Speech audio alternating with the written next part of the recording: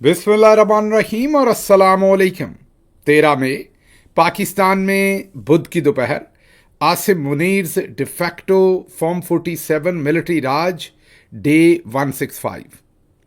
ना काम बदले हैं और ना ही दाम बदले हैं, सिर्फ बदले हैं तो नाम बदले हैं। जी हाँ, अयान अली की जगह पर पिंकी स्मगलर आ गई हैं, लेकिन मौलाना फजलुर रहमान वही रहे हैं और जरदारी भी वही रहे हैं और हमारी मिलिट्री के जर्नल्स भी वही रहे हैं।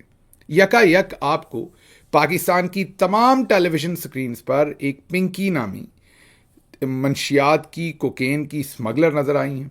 ऐसी ऐसी जेहतें उस स्टोरी की खुल रही हैं, कुछ हम भी आपके सामने रखेंगे, कुछ आपने कल पाकिस्तान के सबसे बड़े टीवी चैनल्स के बड़े प्रोग्राम्स पर मैराथन ट्रांसमिशन देखी और हर तरफ पिंकी छाई रही।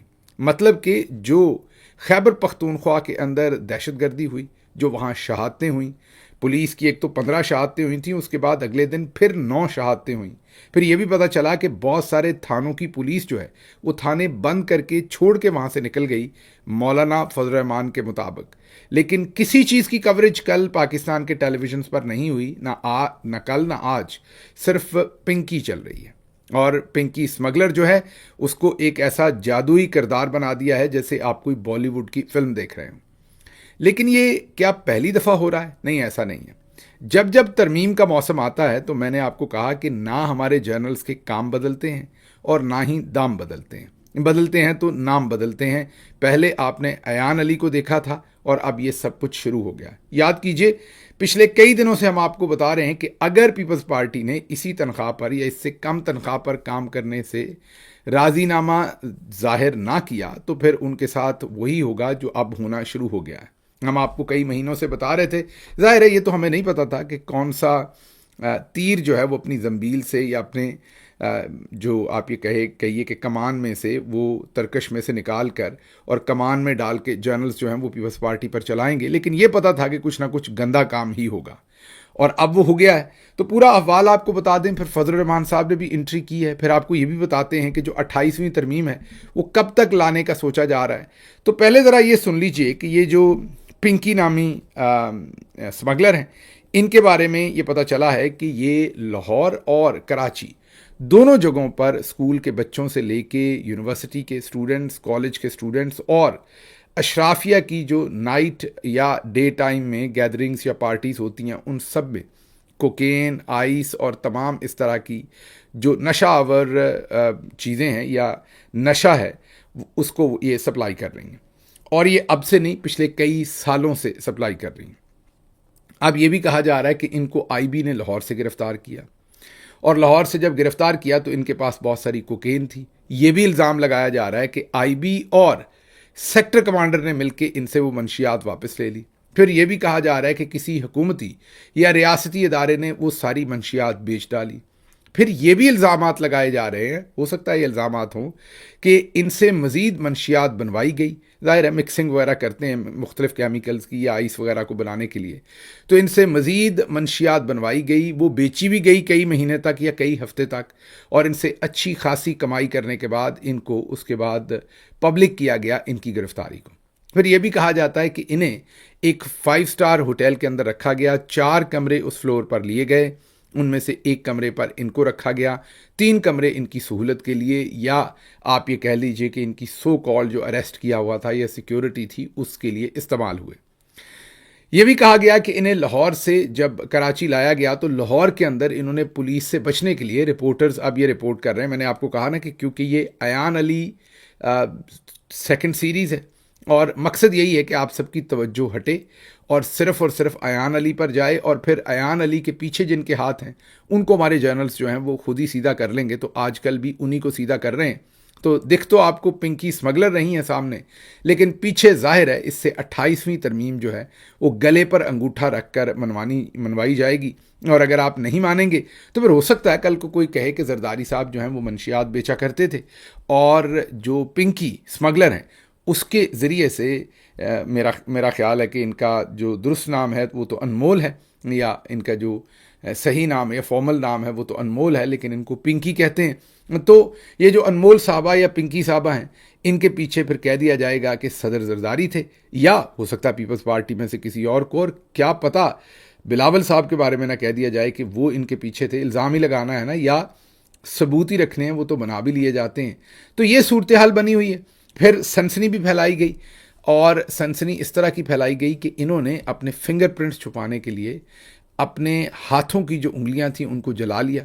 फिर यह भी कहा गया कि छुरी के साथ उन उंगलियों को ज़ख्मी कर लिया ताकि फिंगरप्रिंट्स इनके ना पता चलें, और ये लाहौर में छुप के रह रही थी। फिर यह भी कहा गया कि एक जगह पर पुलिस वालों ने इन्हें रोका तो इन्होंने गाड़ी पुलिस के ऊपर से गुजार दी। फिर यह भी कहा गया कि इनका इतना डर था, या इतने इनके आला लेवल पर ताल्लुकात थे, कि जेल के अंदर भी ये अपनी टर्म्स के ऊपर रहती थी, मीन हवालात, या जैसे हमने कहा कि ये भी इतलात हैं कि ये 5 स्टार होटल के अंदर भी इन्हें रखा गया। फिर यह कहा जाता है कि जब डिसाइड कर लिया चौधरी निज़ामुद्दीन ने कि अब वक्त है, पीपल्स पार्टी की क़यादत जो है वो हत्थे नहीं चढ़ रही 28वीं तरमीम के लिए, उनको थोड़ा दबाना मकसूद है, तो फिर इन्हें कराची ले जाया गया। कराची में भी एक M और P नाम है उस होटल के नाम के अंदर, पूरा नाम नहीं लेते, वजूहात कानूनी होती हैं जिसकी वजह से, बहरहाल M और P उसके नाम के अंदर आता है। उस होटल के अंदर इनको रखा गया, और वहाँ पर शायद गालिबन ये हफ्ते के करीब या 5 दिन के करीब इनको वहाँ रखा गया। और फिर जब इनकी रोनमाई करनी थी तो इनको एक घर से गिरफ़्तार किया गया। वो ज़रा वीडियो देखिए स्क्रीन के ऊपर, जो इनकी गिरफ़्तारी की वीडियो है वो बहुत ही इंटरेस्टिंग है। पुलिस वाले जाते हैं, जैसे ही बेल बजाते हैं तो दरवाज़ा खुलता है, तो आगे से यही दरवाज़ा खोलती हैं, और उसके बाद ये परेशान नहीं होती, ये भी हंसती हैं, कहती हैं आओ जी आओ, आए अंदर आए, और वो गिरफ़्तार करके इनको ले जाते हैं। तो इसका मतलब ये है कि ये जो अनमोल उर्फ पिंकी साहबा हैं, ये उस घर में इंतज़ार कर रही थी पुलिस का कि आप आइए और मुझे गिरफ़्तार कीजिए। पुलिस ने घंटी दी तो इन्होंने ही खोली, मतलब इन्होंने दरवाज़ा खोला, किसी और ने नहीं खोला, और वो इंतज़ार कर रही थी कि आइए मुझे गिरफ़्तार कर लीजिए। तो वो सारा सेटअप था, ज़ाहिर है गिरफ़्तार तो पहले किया हुआ था, और वो इन्हीं के पास थी। और इल्ज़ामात तो ये हैं कि हुकूमती और रियासती इदारे जो हैं, जो या अपने आप को रियासती इदारे कहते हैं, उनके बड़े बड़े अकाबरीन ने इस बहती गंगा में अपने हाथ नहीं बल्कि अपना सर मुंह सब कुछ धोया है, और इनसे मंशियात हासिल भी की है और आगे बेची भी है। ये इल्ज़ामात अब आ रहे हैं। आपको ये भी बता देते हैं कि कल पाकिस्तान के जो दोनों महकमे हैं, ISPRB और ISIB, वहाँ से सख्त तरीन इंस्ट्रक्शन थी कि इसी स्टोरी को कवर करना है, बाकी किसी स्टोरी के ऊपर कान नहीं धरना, इसी स्टोरी को कवर करना है। तो ये स्टोरी नंबर 1, इसको प्रायोरिटी दी गई, और हर तरफ आपको कल पिंकी पिंकी पिंकी, अनमोल उर्फ पिंकी जो है, और मंशियात जो है, उसी की बात चली। जब भी आपको कुछ आउट ऑफ प्रपोर्शन नज़र आए पाकिस्तान के मीडिया में या होता हुआ नज़र आए, समझ लिया कीजिए कि इसके पीछे जादू की जफ्फी है, या इसके पीछे जादू की लाठी है, और वो जर्नल्स की लाठी है। तो ये कल भी सब कुछ वही हो रहा था, ये फिक्स्ड मैच था, ये आपको बेवकूफ़ बनाने का तरीका था, ये ब्लैकमेलिंग चल रही है, और 28वीं तरमीम को पास करवाने के लिए पीपल्स पार्टी के ऊपर प्रेशर डाला जा रहा है। आगे अब हम आपके सामने मौलाना फजल रहमान साहब का बयान पढ़ के सुनाते हैं। बयान तो ऐसा है कि अगर वाकई उन्होंने ये बयान दिल से दिया हो या होता, मेरा नहीं ख्याल कि वो कभी भी दिल से कोई बयान देते हैं, लेकिन अगर उन्होंने कभी भी दिल से ये बयान दिया होता तो इससे ज़्यादा मुहतरम बयान कोई और हो नहीं सकता। लेकिन जब वक्त क़याम आता है तो फजल रहमान साहब हों, जमात इस्लामी हो, ये तमाम के तमाम नादान उल्मा जो हैं वो फिर जो भी मिलिट्री डिक्टेटर होता है उसके कदमों में गिर जाते हैं। बयान वो क्या देते हैं ज़रा सुनिएगा, मैं क्विकली पढ़ूंगा, काफ़ी लंबा बयान है, कोशिश करेंगे कि शॉर्ट करके आपके सामने रखें। वो कहते हैं कि मुझे एहसास है इस बात का कि वो भी मेरा खून है। चंद हफ्ते पहले वाना में आपके पूरे किले को उड़ा दिया गया जिसमें हमारे फौजी जवान शहीद हुए। कल बन्नू में होने वाले एक हमले ने पूरे पुलिस स्टेशन को उड़ा दिया, जितने भी वहां सिपाही थे वो सबके सब शहीद हो गए। आज तमाम शहर और इलाके के थानों की पुलिस अपने अपने थानों को छोड़कर पुलिस लाइन में आकर जमा हो गई। जो मुकामात हमारे तहफ़्फ़ुज़ के लिए थे आज उनको खुद तहफ़्फ़ुज़ हासिल नहीं, किसके पास जाएं? फजल रहमान साहब पूछ रहे हैं। ये मैं अभी बताऊंगा आपको कि किसके पास जाएं। आप ये नोट कर लीजिएगा, फजल रहमान साहब को मैंने पता बताना है कि वो किसके पास जाएं। हम रवायती लोग हैं। अगर मैं गम के अंधेरों में खड़ा हूं, अगर मैं खून की झील में खड़ा हूं और हर तरफ मेरा खून बह रहा, तो ऐसे माहौल में कम से कम मैं जश्न नहीं मना सकता। बड़ा दिल है, हर तरफ खून बिखरा हुआ है, जिंदगियां गैर महफूज हैं और साथ साथ जश्न भी मनाया जा रहा है। वो मार्का हक की वो जो नाच गाना था उसको कह रहे हैं। इस सारी सूरत हाल में हमने यहाँ बड़े बड़े वाकयात देखे। मौलाना इदरीस का वाकया कोई मामूली वाकया नहीं।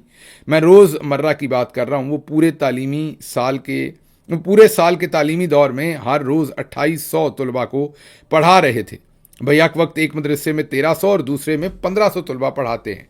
ये हमारा असासा है। इसके बावजूद इन्हें शहादत के लिबास में दफन किया गया। फिर आगे उन्होंने लंबी बातें की हैं शहादत के ऊपर, लोगों पर किस तरीके से देहातों में मस्जिदों के अंदर लोग घुसे हैं, बैठकों में मुसल्ला लोग हैं, आम आदमी अपने बच्चों को स्कूल नहीं भेज सकता, कारोबार ख़त्म हो गया, लोग नकल मकानी कर रहे हैं। बहुत से लोग नकल मकानी कर चुके हैं, लेकिन कौम को नहीं बताया जा रहा कि हमारे मुल्क में क्या सूरत हाल है। फिर आगे उन्होंने डेरा इस्माइल खान की बात की, अपने इलाकों की बात की, बन्नू की बात की, फिर उन्होंने पेट्रोलियम की कीमतों की बात की। मतलब कि फजल रहमान साहब ने पूरी दुकान खोल के रख दी है। फजल रहमान साहब ये पूरी दुकान कब खोलते हैं? जब जनरल साहबान को इसकी ज़रूरत होती है। फजल रहमान साहब तब महंगे और या आप ये कहिए कि सख्त या ऊंचे बयानात देते हैं जब जब जर्नल्स को इनकी ज़रूरत होती है। लगता है कि इनकी एक दफ़ा फिर ज़रूरत आन पड़ी है। ये वाली तलवार जर्नल्स ने फिर एक दफ़ा म्यान से बाहर निकाल ली है और अब फजल रहमान साहब ने पूरा माहौल खड़ा कर दिया है कि कैसे दहशतगर्दी हो रही है और हम पर बड़ा जुल्म है और हम ज़मीन गर्म कर देंगे, हम सड़कों पर निकल आएंगे। जाहिर है कि ये मौजूदा जो रजीम में बेचारे फॉर्म 47 वाले बैठे हैं, उनको पता है कि जर्नल्स ने इनको लॉन्च कर दिया है। दूसरी तरफ आज ही की खबर आपको देते हैं कि फैसलाबाद और दूसरी जगहों पर दर्जनों की तादाद में तहरीके लब्बैक वालों की जमानतें होना शुरू हो गई हैं। जी हाँ, ये भी एक्सक्लूसिव खबर आपको दे रहे हैं कि तहरीके लब्बैक के जो लोग हैं उनकी आज भी फैसलाबाद में, आज जब हम ये कह रहे हैं तो आप समझिए कि आज और यो कल का दिन गुजरा, इन दोनों दिनों में दर्जनों के हिसाब से उनके कारकुनान की जो हैं वो जमानतें हुई हैं। ये भी क्लेम किया जा रहा है। अभी ये हतमी खबर मैं नहीं कह सकता, क्योंकि ये उन जमानतों के ऊपर एक अंदाज़ा लगाया जा रहा है कि हो सकता आने वाले किसी वक्त में साद रिजवी वगैरह को भी प्रोड्यूस कर दिया जाए अवाम के सामने। वो क्यों? ताकि अगर उनसे कोई एहतजाज करवाना हो तो उनको भी आने वाले वक्त में इस मौजूदा रजीम के खिलाफ इस्तेमाल किया जा सके, अगर सदर जरदारी ना माने। तो एक तरफ आप गौर कीजिए कि फजल रहमान साहब को भी दहशतगर्दी याद आ गई, जो कि दुरुस्त याद आई। बहुत सूरत हाल दिगरगों है। तो फजल रहमान साहब ने कहा कि मैं कहाँ जाऊँ? तो फजल रहमान साहब वहीं जाएं जहाँ पर आप हमेशा जाते हैं। जब जब वक्त क़याम आया आप सजदे में गिर जाते हैं। मतलब कि जब जब वक्त क़याम आता है आप कंप्रोमाइज़ कर जाते हैं जर्नल्स के साथ। जैसे पीछे आपने 26वीं तरमीम पर वोट दिया, 27वीं तरमीम के वोट के वक्त आप बांग्लादेश चले गए जानबूझ के, ताकि आपके पीछे से सारा काम डाल दिया जाए। अभी आपको फिर जर्नल्स इस्तेमाल करना चाहते हैं। माहौल मुल्क में बन गया है। आखिरी बात आपको ये बता देते हैं कि 21 तारीख रखी गई है। जी हाँ, कोशिश ये होगी कि 21 तारीख से पहले पहले टेबल कर दें या उसका कोई ना कोई कागजी कार्रवाई उसकी शुरू कर दें। अप्रूवल तो हो सकता है चंद दिन लगे, लेकिन कोशिश है। अब डेट्स आगे पीछे हो सकती होती हैं, कई दफ़ा बहुत सारे अवामल होते हैं जिनकी वजह से डेट वो अचीव नहीं की जाती जो असल में पहले सोची होती है। लेकिन फ़िलहाल इनके जहन में ये है कि 21 तारीख तक जो है वो 28वीं तरमीम को टेबल कर दिया जाए। 28वीं तरमीम में जो चीज़ें, एक तो आप सबको पता है कि जो NFC अवार्ड है, सूबों से जो पैसा वापस लेना है, वो तो है ही है। उसके साथ ही साथ फ़ौज को मज़ीद इख्तियारात देने की बात भी है, और साथ ही साथ जो गवर्नर राज लगाने का पार्लियामेंट के पास इख्तियार है वो उससे लेके आइनी अदालत को देने की बातचीत भी चल रही है, ताकि अगर गवर्नर राज लगाना हो तो चौधरी साहब की एक आंख के इशारे से जस्टिस अमीनुद्दीन जो है वो चुप करके गवर्नर राज जो है वो लगा दें। वैसे तो पहले भी ऐसे ही होना है, लेकिन उन्होंने अब कहा कि इसको कानून का हिस्सा ही बनवा लें। एक तो ये जो प्रोविंशियल मैनेजमेंट सर्विस गालिबन इसे कहते हैं, जैसे CSS करके एक तो सेंट्रल मैनेजमेंट सर्विस होती है और एक प्रोविंशियल मैनेजमेंट सर्विस है। उसके जो अफसरान हैं उनकी ट्रेनिंग के दौरान अब ये ऐलान किया गया है कि उन्हें घुड़सवारी भी सिखाई जाएगी। पहले ये शराफिया के तमाम खर्चे जो थे वो अवाम उठा के अवाम की कमर टूट गई थी। अब PMS वाले कहते हैं कि जो PMS के अफसरान हैं उनको हमने दौरान ट्रेनिंग घुड़सवारी भी सिखानी है। अब ये समझ से बाहर है कि चलें, अगर तो कोई ऐसा महकमा है जिसमें घोड़ों पर सवारी की जाती है तो वो उनको तो सिखानी है, लेकिन आपने घोड़ों पर बैठ के कहाँ जाना है? लाइक मेरी समझ से बाहर है। कोई फिल्मों में काम करना है, क्या करना है आपने? अब तो घोड़ों के दिन ख़त्म हो गए हैं। मतलब क्या आप वाकई कौम को वापस लेके जाना चाहते हैं घोड़ों वाले ज़माने में वापस? लेकिन क्योंकि इनके पास और कोई काम नहीं है और ऊपर टिकटॉक बनते देखते हैं, उनका दिल है कि नीचे भी टिकटॉक बने। तो अब सिर्फ टिकटॉक के शौक में कौम के ऊपर घुड़सवारी के नाम पर एक और अजाब मुसल्लत करेंगे। खर्चे का मतलब कि कौम का मज़ीद खर्चा होगा और पैसा जो है वो बर्दाश्त करना पड़ेगा कौम को। हाँ, इस घुड़सवारी का अगर तो कोई फ़ायदा होता तो हम कहते कि ये PMS बैच 14 को आप ये ज़रूर घुड़सवारी सिखा दें, लेकिन मेरी समझ से बाहर है। मतलब इस्तेमाल तो करने नहीं, भले भले गधे की सवारी सिखा दें या घोड़े की सिखा दें, तो फिर ऐसा ही कर लें, पैसे ही बचा लें। आप कोई वहाँ से गधे वधे ही पकड़ लें, उनकी सवारी सिखा दें जो इनके हालात हैं। लेकिन जो उसमें मर्द हजरात हैं वो भी और जो ख़वातीन हैं वो भी, उन्होंने लंबे लंबे घुड़सवारी वाले जूते शूते कहीं से हासिल किए हैं और वो अब घुड़सवारी सीखने के शौक़ में वहाँ पर पहुँचे हुए हैं। आगे बढ़ते हैं जी, अगली खबर आपके सामने रखते हैं और वो है कि मरीम नवाज़ की तशहीर के लिए पिछले साल 7 अरब रुपए जो हैं वो खर्च किए हैं पंजाब गवर्नमेंट ने। अब दूसरे साल भी अभी तक 6 अरब 40 करोड़ रुपया जो है वो लग गया है, यानी अभी तक 14 अरब रुपए की सिर्फ तशहीर हो चुकी है। अब 2027 के लिए मरियम की तशहीर के लिए 22 अरब रुपया जो है वो मांगा जा रहा है। 12 अरब रुपया, 22 कह दिया, तो ये 12 और 14 आप खुद ही देख लीजिए कि ये तकरीबन 26 अरब रुपया जो है वो इन 3 सालों के अंदर कम से कम इस्तेमाल होगा। इससे ज़्यादा भी हो सकता है, ये तो बजट में मांगा जा रहा है। ये कम से कम 26 से 27 अरब रुपया जो है वो FSC जैसे भी उन्होंने पास की नकल शक्ल लगा के, लेकिन 12 जमात पास जो खातून हैं उनके लिए। कल उन्होंने ये फरमाया कि उन्होंने मास्टर्स किया हुआ है इंग्लिश लिटरेचर में, लेकिन उनको भी याद नहीं रहा और बाकी सबको भी कि उन्होंने तो ग्रेजुएशन की नहीं हुई, क्योंकि मेडिकल कॉलेज से तो फारिग हो गई थी। तो बग़ैर ग्रेजुएशन के वो मास्टर्स कर लेती हैं और मास्टर्स इंग्लिश लिटरेचर में करके वो PhD पॉलिटिकल साइंस में कर लेती हैं। लेकिन चलें, इतना सीरियस ना लिया करें, वो भी तो बेचारी टिकटॉक में ही कहती हैं, वो कौन सा कोई सीरियसली कहती हैं। बाकी जो नौकरी उन्होंने हथियाई हुई है, जिस जगह पर वो बैठी हैं, वहाँ पर तो चौधरी साहब का जिसको दिल करे बैठा दें, वो कौन सा ऐसा कोई मसला है। अच्छा, ये तो हो गई अशराफिया की। अगली बात सुन लीजिए। मनान खान, ये PP 55 नारोवाल से नून लीग के MP हैं। इनके बेटे का एक्सीडेंट हुआ। पहले तो हमारी दुआ है कि अल्लाह उनको सेहतियाब करे मुकम्मल। बहरहाल इनके बेटे का एक्सीडेंट हुआ, उसका इलाज एक प्राइवेट हॉस्पिटल में हुआ। कानून के मुताबिक किसी MPA MNA को प्राइवेट हॉस्पिटल में इलाज की इजाज़त नहीं, लेकिन पंजाब हुकूमत ने रूल्स रिलैक्स किए और रूल्स रिलैक्स करके इनके बेटे पर 50 लाख रुपए खर्च हुआ। प्राइवेट हॉस्पिटल में उसकी मंजूरी दी गई। याद कीजिए, जो आम आदमी है, गरीब आदमी है, उसको इमरान खान ने 10 लाख रुपए तक का हेल्थ कार्ड दिया था कि 10 लाख तक आपकी जेब में है। हाँ, अगर बीमारी बड़ी हो तो 10 लाख से ऊपर भी आपको अप्रूवल मिलेगी। वो हेल्थ कार्ड इन्होंने बंद करवा दिया और सिर्फ इसलिए कि वो इमरान खान ने उस प्रोजेक्ट को शुरू किया था। और अब ये अपने जो वुज़रा हैं, या वुज़रा क्या MPAs हैं, उनके बच्चों के लिए 50 लाख रुपया निकाल रहे हैं गवर्नमेंट के फंड से, जो असल में जिसकी इजाज़त भी नहीं है। कहा जाता है कि ये MPA जो हैं ये चौधरी एहसन इकबाल साहब के बड़े करीब हैं और ये एहसन इकबाल आपको पता ही है, वो जो अपने आप को प्रोफेसर कहते हैं, उनकी बात मैं कर रहा हूँ। अलीमा खानम साहबा ने भी बहुत ही ज़्यादा सेटिस्फेक्शन का इजहार किया है सुहेल अफरीदी के इक़दामात पर। उन्होंने कहा कि लीडरशिप यही होती है जो सुहेल अफरीदी दिखा रहे हैं। अवाम को कंट्रोल से बाहर नहीं निकालना होता। इमरान खान भी यही कहते हैं। वो कहती हैं कि अगर अवाम एक दफ़ा कंट्रोल से बाहर निकल गई तो फिर वो किसी के काबू नहीं आएगी। इसलिए जो कुछ सुहेल अफरीदी कर रहे हैं वो बिल्कुल ठीक कर रहे हैं और इमरान खान के तमाम पैगामात उनके पास मौजूद हैं। और आप देखेंगे कि आने वाले दिनों में सुहेल अफरीदी जो हैं वो उन तमाम जो इमरान खान की हदायत हैं उन पर अमल करना शुरू कर देंगे। तो दूसरे लफ्ज़ों में, जो अलीमा खानम साहबा हैं उन्होंने भरपूर एतमाद का इजहार किया है सुहेल अफरीदी पर, उन्हें भरपूर इंडोर्स किया है।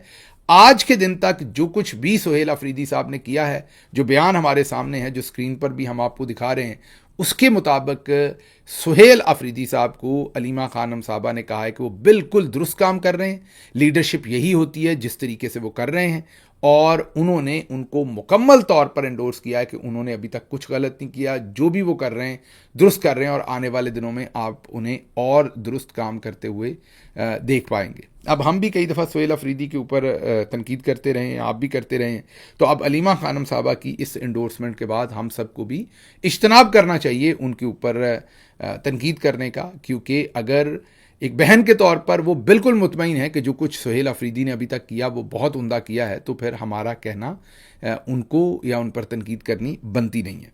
अगली खबर की तरफ बढ़ते हैं और अगली खबर गिलगित बल्तिस्तान से है, जहां से इलेक्शन का अहवाल आपके सामने रख देते हैं। वहां पर इलेक्शन हो रहा है, आपको पता है। एक बार फिर वही काम, मेरा ख्याल उस तरह के इल्ज़ामात इंडिया में नहीं लगाए जाते जिस तरह के इल्ज़ामात अब पाकिस्तान में लगाए जा रहे हैं। आपको पता है कि गिलगित बल्तिस्तान और आज़ाद कश्मीर जो है इनका स्पेशल स्टेटस है पाकिस्तान के साथ, लेकिन चौधरी साहब को उसकी भी कोई शर्म नहीं है और उन्होंने वहाँ पर वही काम करने शुरू किए हैं ताकि जिससे इंडिया भी पूरी दुनिया को दिखाए कि देखिए पाकिस्तान यहाँ के लोगों का किस तरीके से इस्तेहसाल कर रहा है और किस तरीके से इन्हें ह्यूमिलिएट कर रहा है। जिस पार्टी ने तहरीक इंसाफ के साथ इंतखाबी इत्तेहाद किया, गिलगित बल्तिस्तान डेमोक्रेटिक पार्टी, उनको पहले निशान अलॉट किया गया। जैसे ही पता चला कि उन्होंने तहरीक इंसाफ के साथ इलाक कर लिया है तो काजी लानत की तरह जैसे उन्होंने पीटीआई से बैठ का निशान छीना था, इनसे भी पोलो मैन का इनके पास निशान था, वो इनसे छीन लिया गया। मतलब कि मुबैना या खुल्लम खुली धांधली जो है वो पाकिस्तान तहरीक इंसाफ के खिलाफ गिलगित बल्तिस्तान के इलेक्शन में भी शुरू कर दी गई है। शर्म लेकिन आनी नहीं है, और अगर शर्म आनी नहीं तो हमें कहने की कोई ख़ास ज़रूरत नहीं है। आगे सुन लीजिए ताकि आपको लगे ना कि ये काम सिर्फ हमारे जनरल साहबान करते हैं, सिविलियन भी यही काम करते हैं। लाहौर के 2 बड़े हॉस्पिटल्स के अंदर से ये इंकशाफ हुआ है कि कैंसर से बचाव की 2 अद्वियात कम अज़ कम जाली निकली हैं। मतलब अद्वियात के ऊपर नाम लिखा हुआ है, अंदर शायद पानी वानी भरा हुआ है, वो जाली हैं, उनका कोई असर नहीं हो रहा, उनके अंदर कोई वो दवाई नहीं है जो होनी चाहिए। और आप समझिए कि कैंसर का मर्ज़ जो है वो पहले ही कितना ख़तरनाक मर्ज़ होता है, मरीज़ और उसका ख़ानदान पहले ही किन चीज़ों से नबरदज़मा हो रहा है, और अगर कोई कसर रह गई है तो वो ये पूरी कर रहे हैं। उसके साथ ही साथ याद कीजिए कुछ लेडी डॉक्टर्स थीं और मेल डॉक्टर्स भी थे जो गायनी वार्ड के अंदर वीडियो बना रहे थे कि कौन सी टीम जल्दी मरीज़ का ऑपरेशन करते हैं, और वो बड़ा ही बेहुदा तरीके से वहाँ पर वो सब कुछ हो रहा था। हमने भी आवाज़ उठाई थी, दूसरे लोगों ने भी, और 4 के करीब मेरा ख्याल डॉक्टर्स को उस पर सस्पेंड किया गया था। अब माशाल्लाह से पता चला है कि इस मुल्क में सिर्फ यही नहीं कि मरीम नवाज़ को ही सज़ा नहीं मिलती, हर छोटी छोटी मरीम नवाज़ मौजूद हैं। अब वो जो डॉक्टर फातिमा या दूसरी डॉक्टर साहबा थीं उन सबको लेडी वेलिंगटन हॉस्पिटल में दोबारा से तैनात कर दिया गया है। उनके खिलाफ किसी किस्म की कोई कार्रवाई नहीं की गई। जो 3 महीने या 4 महीने उन्हें सस्पेंड रखा, या माजरत 3-4 महीने कहा, 1.5 महीना सिर्फ, और बस वो ख़त्म, टाइम फिश, वो दोबारा आएंगी और अब वो पूरे धड़ल्ले के साथ दोबारा ऐसी वीडियोस बनाएंगी। पूरी दुनिया में अगर ये होता, मैंने तमाम फिजिशियन से ही बात की थी, उन्होंने कहा कि, बल्कि कुछ फिजिशियंस ने तो हमें कहा कि उन्होंने खुद अपनी ट्रेनिंग इसी हॉस्पिटल से पूरी की हुई है और उनके सर शर्म से झुक गए हैं कि इस तरह का प्रोफेशनलिज्म जो है वो उनके अपने इंस्टीट्यूशंस के अंदर इस वक्त आ रहा है। अब ज़रा आखिरी खबर की तरफ बढ़ते हैं। मरियम नवाज साहबा ने बहुत सारी बातें की कल, उसमें उन्होंने इतने झूठ बोल दिए कि जो मैं सुन रहा था और उनके कॉन्फिडेंस को देखकर हैरान हो रहा था। कल उन्होंने बच्चियों के सामने कहा कि पहली दफ़ा पाकिस्तान की तारीख में सूबों की जो कमिश्नर हैं, वो ज़िलों की, डिस्ट्रिक्ट्स की, डिवीजन्स की कमिश्नर्स और डिप्टी कमिश्नर्स जो हैं वो ख़वातीन लगाई जा रही। बिल्कुल झूठ। हमारे ज़माने में डीपीओ से लेके, इमरान खान की गवर्नमेंट में डीपीओ से लेके, डिप्टी कमिश्नर से लेके और कमिश्नर्स तक तमाम जगहों पर ख़वातीन को लगाया गया था। वो गुजरांवाला की बात आप कर लें, वहाँ पर डिप्टी कमिश्नर से लेके आप डीपीओ की बात कर लें, मेरे पास उन अफसरान के नाम भी हैं जिन सबको लगाया गया था। जो डिप्टी कमिश्नर थी वो तो बहुत सारी ख़वातीन लगाई गई थी। बुज़दार साहब की जो पंजाब के अंदर गवर्नमेंट थी, कमिश्नर भी थी, उसके साथ साथ असिस्टेंट कमिश्नर तो बहुत ही ज़्यादा थी, लातादाद नंबर्स के अंदर थी। तो मरियम साहबा पूरे पक्के मुंह से झूठ बोल रही थी कि ये पाकिस्तान में पहली दफ़ा हो रहा है। मतलब एक तो ये पढ़े लिखे नहीं हैं, ऊपर से कोशिश नहीं करते। अच्छा, फिर बाजी ने कुछ कहा कल कि मैंने मास्टर्स जो है वो इंग्लिश लिटरेचर में कर लिया। पहले वो कहती थी मैंने पीएचडी भी किया, पीएचडी तो खैर गायब हो गया। अब लोग सवाल पूछ रहे हैं कि दरमियान में एक ग्रेजुएशन की चीज़ होती, वो कहाँ हुई। खैर बाजी तो आपको पता साइंटिस्ट हैं, सीधा भी कर सकती हैं। लेकिन एक बात मुझे समझ नहीं आई, बाजी वैसे तो आपको पता है कि वो जो मैं तस्वीर देख रहा हूँ उसमें ये मुझे नहीं पता ये कैमरे वाला क्या कर रहा है। यकीनन ये कैमरे की ही प्रॉब्लम है, जिसने रिकॉर्डिंग की उसी की प्रॉब्लम है कि बाजी के एक लिप को वो उधर दिखा रहा है, एक को उधर दिखा रहा है। अब लोग जो जलने वाले, हसद करने वाले, वो कह रहे हैं सर्जरी ख़राब हो गई है, एक लिप इधर चला गया एक उधर। मुझे पता है मेरी बाजी ने तो कोई सर्जरी नहीं करवा रखी, ये सब झूठे इल्ज़ाम है। तो वो जो बोलते हुए उनके लिप्स इधर उधर नज़र आ रहे हैं, वो असल में कैमरे वाले का कसूर है, बाजी का कसूर नहीं है। शर्म आनी चाहिए जिसने भी कैमरे के साथ ये सब कुछ करके बाजी को ऐसे कार्टून नमा बना के दिखाने की कोशिश की है। फिर हैरान हुआ कि बाजी इतनी तैयारी शारी करके आती हैं, लेकिन ये बेसिक आदाब होते हैं कि अगर आप बात करते हुए गला साफ करें करें तो आप साथ माफ़ कीजिएगा कहते हैं, एक्सक्यूज़ मी कहते हैं अंग्रेज़ी में। बेसिक आदाब हैं, इसी कॉलेज यूनिवर्सिटी में भी आए होंगे, घर से भी पता लगे होंगे। कम अज़ कम इन बच्चियों के सामने तो ऐसी हरकतें करें कि इनको ये आदाब आएँ। बाजी आज उस तकरीर में कितनी बार गला साफ करती रहीं और बग़ैर एक्सक्यूज़ मी या माफ़ कीजिएगा, मतलब बग़ैर जो बेसिक मैनर्स हैं उनको फॉलो किए करते हुए कितने पक्के मुंह के साथ अपनी कार्रवाई डालती रहीं। देखिए, फिर मैंने मास्टर्स किया इंग्लिश लिटरेचर में।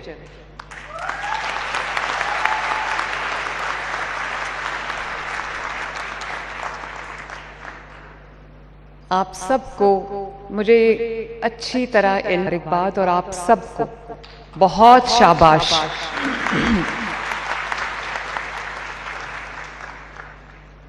मेरे पास वो लिखी हुई स्पीच वो मेरी फाइल में पड़ी। और एक बात बताऊं, सब ज्यादातर तासुर शायद यही होता है कि पता भी नहीं था कि कुछ जो लोग हैं या कुछ स्टूडेंट्स हैं, मुकाबला करके जीत के आना ये कोई छोटी बात नहीं है।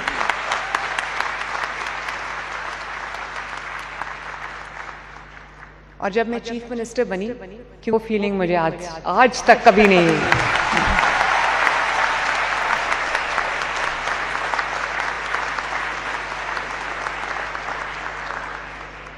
और ये तो वही जगह है, गुजरे थे हम जहां से। देख लिया आपने। इसके साथ साथ चलते चलते मेरा दिल था कि आपको यास्मीन राशिद साहबा ने इनके इस सारे सफर के ऊपर क्या कहा था, वो भी जरा सुन लीजिए। जब सही कहती थी तुम्हारी परवरिश ही नहीं ठीक हुई। अगर तुम्हारी परवरिश ठीक होती तो तुम ऐसा ना निकलती। तुम्हारे बाप ने पहले दिन से बताया था कि 2 नंबर काम हो सकता है। तुम भूलना मत, जब तुम्हारा दाखिला हो रहा था ना कनेड कॉलेज में, तो तब भी तुमने यही काम किया था। अब्बा जी मेरा दाखिला करा दो, तो अब्बा जी ने जब कहा कि जी, उन्होंने कहा जी नंबर कम है, तो उन्होंने कहा जी प्रिंसिपल को हटा दो। मतलब यही काम कर सकते थे ना, उन्होंने प्रिंसिपल को हटा दिया। वो सारा कनेड कॉलेज जो है सड़क के ऊपर आ गया। उनको कहे रिफ्यूट करे, इनकार करे इस बात से जो मैं बात कर रही हूं, सारा आ गया। उन्होंने मिसेस फैलबूस थी उस जमाने में, प्रिंसिपल को वापस रखा गया। फिर ये चली गई वहां, आपको पता है फौज, ये कहते हैं ना हम अब एस्टैब्लिशमेंट के खिलाफ है, वो चले गए CMH के अंदर। खास तौर पे जो मिलिट्री मेडिकल कॉलेज था उसके अंदर एक सीट बनाई गई इनके लिए। ये वहां जाके दाखिल हो गई क्योंकि नंबर कम थे, FSC में नंबर कम थे, उसकी वजह से उनको वहां लेके गए। उसके बाद उनकी माइग्रेशन करा दी किंग एडवर्ड मेडिकल कॉलेज के अंदर, जिसका सबसे हाईएस्ट मेरिट होता है। बीबी वहां पहुंच गई। मैं तो उस जमाने में पढ़ाती थी, वहां क्लासें अटेंड नहीं करती थी। दाखिला जाने से इनकार कर दिया। उन्होंने कहा दाखिला नहीं भेजना क्योंकि इनकी अटेंडेंस पूरी नहीं है। तो जिस प्रोफेसर ने दाखिला इनकार किया उस प्रोफेसर को ST लगा दिया। तो वो तो बेचारी पहले दिन से उसको पता है कि मैं अब्बा जी को कहूंगी तो मेरे अब्बा जी ने ये भी कर देना और ये भी कर देना। बीबी ऐसा काम नहीं होगा। तुम पहले अपने आप को उसमें से ढकोसले से निकालो। हम हुक्मरान खानदान, पूरे पाकिस्तान को पता चल गया है कि आप चोरों का खानदान हो, आप डकैतों का खानदान हो। सारे पाकिस्तान को पता है कि आपने पाकिस्तान को लूट खाया है। पनामा लीक्स हमारी लीक्स नहीं थी, कंसोर्शियम ऑफ जर्नलिस्ट ने निकाली थी। जाओ जाके उनके ऊपर जाके केस करो। क्यों नहीं करते? क्योंकि सारी दुनिया में तुम लोग बदनाम हो, और सारी दुनिया की बदनामी हमें कि जी हमारा लीडर, ये जो पाकिस्तान का जो वो प्राइम मिनिस्टर है, वो सबसे बड़ा चोर है। अब ये बताइए, हमारे वक्त में आपके अब्बा जान को निकाला गया था। मरियम नवाज वही मौरूसियत का है। और मरियम नवाज की क्या हैसियत, मुझे याद है इसने कनेट कॉलेज में दाखिले के लिए नवाज शरीफ ने मीरा फैलबूस को कहा, हमारी प्रिंसिपल थी, कि आप इसको दाखिल करते हैं। ने कहा जी हम तो मेरिट पे दाखिल करते हैं, इसका मेरिट बनता ही नहीं, हम कैसे इसको दाखिल करते हैं। मीरा को निकाल दिया मुलाजमत से। तो ये ऐसे लोग जो है वो मौरूसियत की बिना पे, इसलिए कि नवाज शरीफ की वो बेटी हैं, उनका क्या मुकाम है, कोई मुकाम नहीं। मुझे यहाँ से इजाज़त दीजिए। अल्लाह आपका हामी और नासिर हो। पाकिस्तान जिंदाबाद।